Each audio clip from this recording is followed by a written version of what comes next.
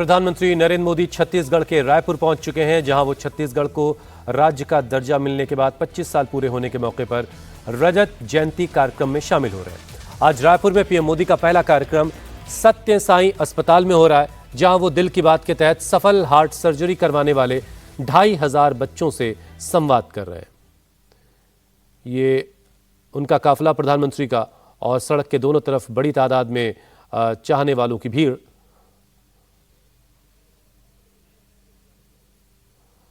सबसे पहला कार्यक्रम प्रधानमंत्री का सत्य साई अस्पताल में होगा, जहां पर ऐसे बच्चों से प्रधानमंत्री संवाद करेंगे जिनकी सफल हार्ट सर्जरी हुई है। और उसके बाद अलग अलग कार्यक्रमों में प्रधानमंत्री, ये दाहिनी तरफ जो तस्वीर आप देख रहे हैं, उन बच्चों से बात करते हुए जिनकी हार्ट की सर्जरी उस अस्पताल में हुई है, सत्य साई हॉस्पिटल में। आज ही प्रधानमंत्री उस विधानसभा भवन का भी उद्घाटन करेंगे, जो एक नया भवन बना है विधानसभा का छत्तीसगढ़ के लिए।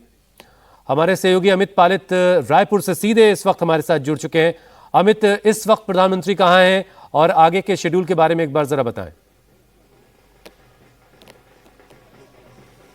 देखिए हुसैन, प्रधानमंत्री मोदी ने सबसे पहले यहां पर एक रोड शो किया। रोड शो के बाद जो आप तस्वीरें दिखा रहे थे, जहां अस्पताल जाके उन्होंने उन मासूम बच्चों से मुलाकात की है जिन्हें हृदय रोक रहा था।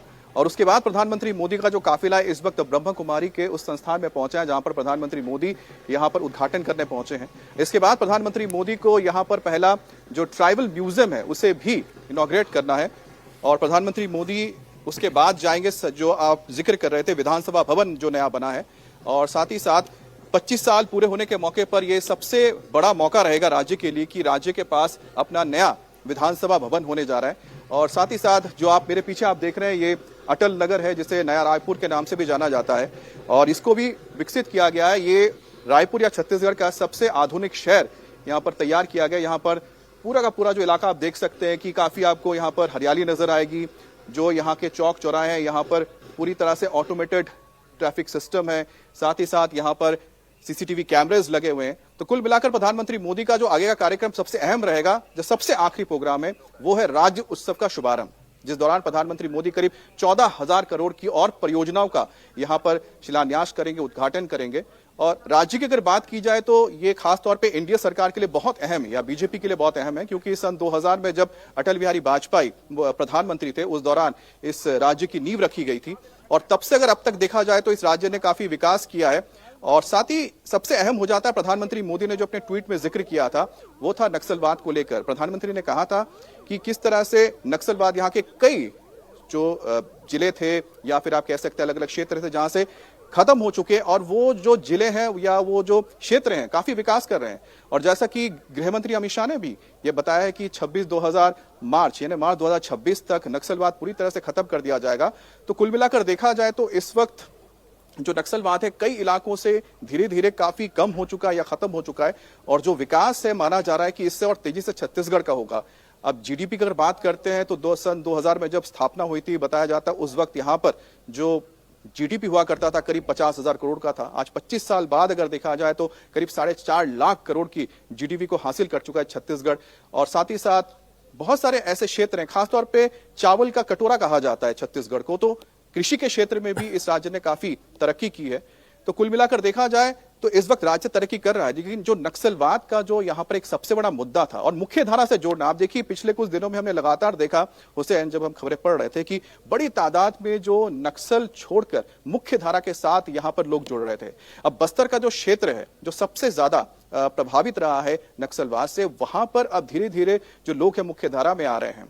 वन क्षेत्र है, और मुझे लगता है दुनिया के सबसे खूबसूरत इलाकों में से एक जगह है। इतना वहां पर आप जाते हैं तो आपको नेचुरल ब्यूटी देखने को मिलती है, प्राकृतिक सौंदर्य जो वहां का है अपने आप में अनूठा है। लेकिन अगर बात करते हैं टूरिज्म की, पर्यटन की, लेकिन उसे डेवलप नहीं किया जा पा रहा था, क्योंकि सबसे बड़ी वहां पर और नक्सलवाद के सफाई के बाद उस टूरिज्म को और बढ़ावा मिल पाएगा, ये बिल्कुल ठीक है। और पिछले वक्त में जैसा कि आप कह रहे हैं कि हमने कई दफा देखा कि बहुत सारे लोगों ने, बहुत सारे नक्सलियों ने समर्पण करके और वो मुख्य धारा में जिंदगी के लौटे हैं। और ये एक वाकई कामयाबी की बात है कि एक डेडलाइन भी दे दी गई है कि 2026 के मार्च तक जो है नक्सलवाद पूरी तरह से खत्म कर दिया जाएगा।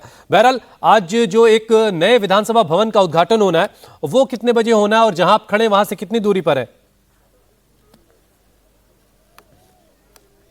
देखिए, विधानसभा जो यहाँ पर नया तैयार हुआ है, यहाँ से अगर आप मिनटों में बात करते हैं तो यहाँ पर 10 से 15 मिनट में पहुंच जाएंगे, क्योंकि जो आप नया रायपुर देख रहे हैं, अटल नगर देख रहे हैं, यहाँ पर सड़कें बहुत ही अच्छी बनाई गई हैं, प्लांट सिटी है, तो यहाँ से एक जगह से दूसरे का जाने में बहुत ज्यादा दिक्कत नहीं होती, क्योंकि धीरे धीरे यह शहर अभी डेवलप हो रहा है, ट्रैफिक बहुत ज्यादा नहीं है।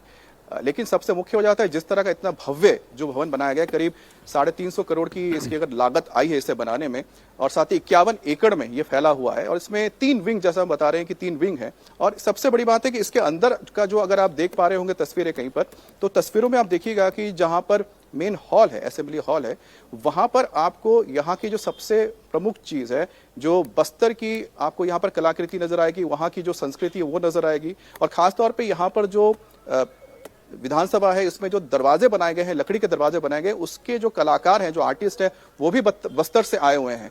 और साथ ही साथ यहाँ पर चावल, जो यहाँ का मुख्य कृषि उत्पाद है, चावल की जो बालियां होती है उसको रखा गया है यहाँ पर अलग अलग, आप कह सकते कलाकृति के तौर पर। एक और बड़ी बात यहाँ पर सबसे मुख्य हो जाता है कि जिस तरह से ये निर्माण किया गया विधानसभा भवन का, इसमें 3 विंग बनाए गए हैं, और कुल मिलाकर के आधुनिकता और सांस्कृतिक विरासत का एक बेहतरीन मिलाप इस बिल्डिंग में दिखाई देता है, इस इमारत में दिखाई देता है। बहुत बहुत शुक्रिया अमित हमारे साथ जुड़ने के लिए। भोजपुरी सुपरस्टार और गोरखपुर से बीजेपी सांसद रवि किशन को जान से मारने की धमकी मिली है। इस पर अब रवि किशन का बयान भी सामने आया है। रवि किशन ने कहा है कि उन्हें फोन पर अपशब्द कहे गए, माताजी को लेकर अभद्र भाषा का इस्तेमाल हुआ, जान से मारने की धमकी दी गई।